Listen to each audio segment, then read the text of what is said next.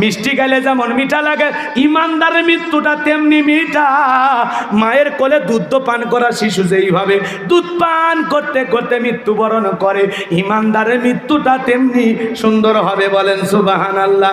দুনিয়ার জমিন থেকে ইমানদার বিদায় নেবে, টেরও পাবে না, কিন্তু ইমানদারের মৃত্যু হবে বড় কষ্ট, বড় কঠিন।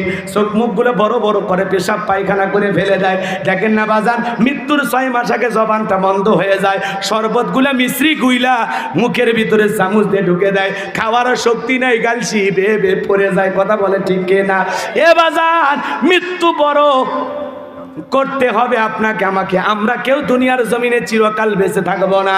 আল্লাহ ডেকে বলেন, আইনামা তাকুনু ইদরিকুমুল মাউতু ওয়ালাউ কুনতুম ফি বুরুজিম মুশাইয়াদাহ। বলেন আল্লাহু আকবার। আল্লাহ ডেকে বলেন, যেখানে থাকো, যে অবস্থায় থাকো, মৃত্যু তোমাদেরকে ধরবে। মৃত্যু থেকে পালানোর কোনো রাস্তা খোলা নাই। কথা বলেন ঠিক কিনা?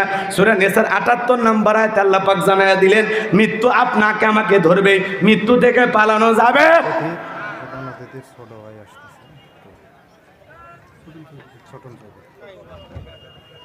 কষ্ট হচ্ছে আপনাদের? প্রধান অতিথির ছোট ভাই এসেছেন, আল্লাহ তাকে কবুল করেন। জোরে বলেন আমিন। সামনের দিকে যাই, যে কথা বলতে চাচ্ছিলেন একটু মনোযোগ দিয়ে গুনাহগারের কথাগুলো শুনে যান বাজান গো আমার। তাহলে মৃত্যু আসবে, মৃত্যু থেকে পালানো যাবে। জোরে বলেন যাবে। আল্লাযী খলাকাল মাউতা ওয়াল হায়াতা, যিনি সৃষ্টি করেছেন মৃত্যু আর জীবন। বাজান গো, দুনিয়ার জীবন কারো চিরস্থায়ী জীবন নয়। এই জীবন শেষে আপনাকে আমাকে সবাই পরকালের সফরে যেতে হবে। ও বাজান গো আমার, হৃদয়ের কান পেতে কথাগুলো শোনেন। মৃত্যুর যন্ত্রণা বড় কঠিন। আল্লাহর নবী মুসা আলাইহিস সালামকে জিজ্ঞাসা করা হয়েছে, ও নবী মুসা, মৃত্যুর যন্ত্রণা আপনার কাছে কেমন মনে হয়েছে? আল্লাহ নবী মুসা ডেকে বলেন, মৃত্যুর যন্ত্রণা আমার কাছে এমন মনে হয়েছে, জ্যান্ত ছাগলের গা থেকে চামড়া খসাইলে ছাগলের যেমন কষ্ট হয়, মৃত্যুর যন্ত্রণা আমার কাছে তেমনি কষ্টকর মনে হয়েছে। বলেন আল্লাহু আকবার। আপনার আমার প্রিয় নবী যেদিন ইন্তিকাল করবেন, নবী অসুস্থ শুয়ে আছেন, দরজায় মালাকুল মউত আর জিবরাইল দাঁড়ায় আছেন। নবীজিকে সালাম দিলেন, আসসালামু আলাইকুম ইয়া রাসূলুল্লাহ। জিবরাইল সালাম দিয়ে বলেন, নবী গো, আজকে শুধু আমি একাই আসি নাই, আমার সাথে এসেছেন আসমানের আর একটা ফেরেশতা, নাম হলো আজরাইল মালাকুল মউত। যেই ফেরেশতা দুনিয়ার কারো কাছে ঢোকার সময় প্রবেশের অনুমতি নাই না। বলেন আল্লাহু আকবার। নবী অসুস্থ, হযরতে ফাতেমা জোরে কান্নাকাটি করে। ফাতেমার চোখের পানি নবীজি সহ্য করতে পারলেন না, ডেকে বলে, মা ফাতেমা, আর কান্না করিস না রে মা, আয় আমার কাছে আয়। এই কথা বললেন। হযরতে ফাতেমা যখন নবীজির মুখের কাছে কান লাগায়া দিলেন, নবী ডেকে বলে, মা ফাতেমা, কান্না করিস না মা, আমার ইন্তিকালের পরে সর্বপ্রথম তোমার সাথে আমার সাক্ষাৎ হবে। আল্লাহু আকবার বল। হযরতে ফাতেমার কান্না বন্ধ হয়ে গেল। আম্মাজান আয়েশা ডেকে বলে, ও আমার মেয়ে, তোমার আব্বাজান কি এমন কথা বলেছে যার কারণে তোমার কান্না বন্ধ হয়ে গেল? হযরতে ফাতেমা ডেকে বলে, মা, আমার বাবা আমাকে বলেছেন বাবার ইন্তিকালের পরে সর্বপ্রথম বাবার সাথে আমার সাক্ষাৎ হবে।